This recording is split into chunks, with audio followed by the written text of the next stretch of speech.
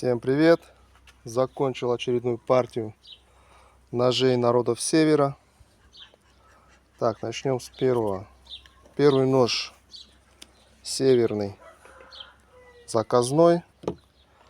Так, ножный, деревянный вкладыш, кожа и вот такой вот подвесик. Ну, свободный он тоже, ну заказчик именно такой попросил.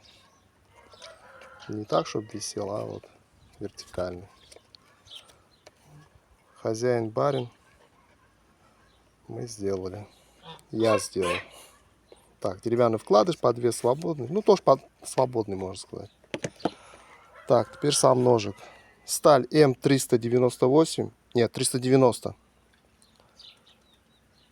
Закалка Дмитрия Гавриша. Больстер Низельберг. Проставка G10. И рукоять Iron Wood. Аризонское железное дерево. Длина клинка 150. Шириной где-то 26,5. Да. И рукоять где-то 130. 100. Сколько здесь он будет? 135 миллиметров. Так, клинок 150. Этот нож заказной. Нож поедет в Якутск. Город Якутск. Такой вот. Сидит хорошо, плотненько.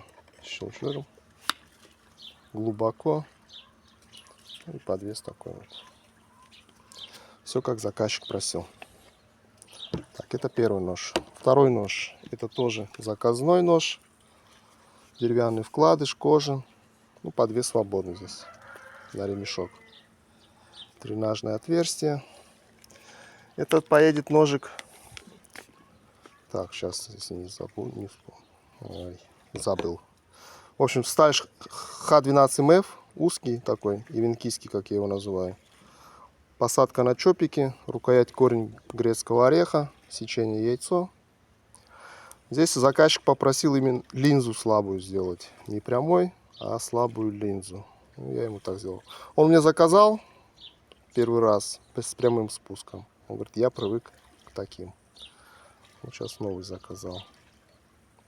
Город Норильск поедет. Я не знаю, город Норильск вроде Россия, доставка туда как в Америку стоит.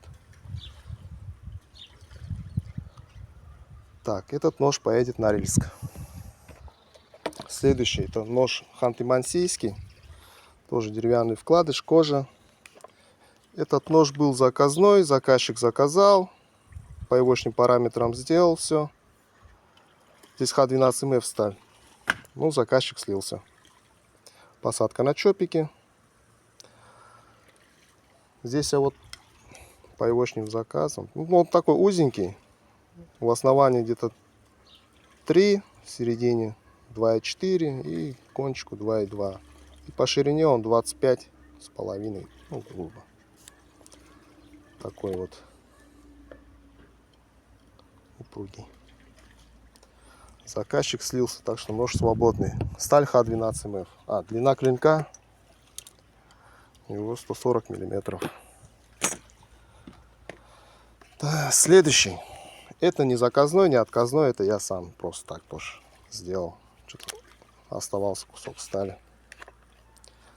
Тоже ножны все одинаковые. Сталь Х12МФ. Ну и травление в хлорном железе. Здесь кованый дол.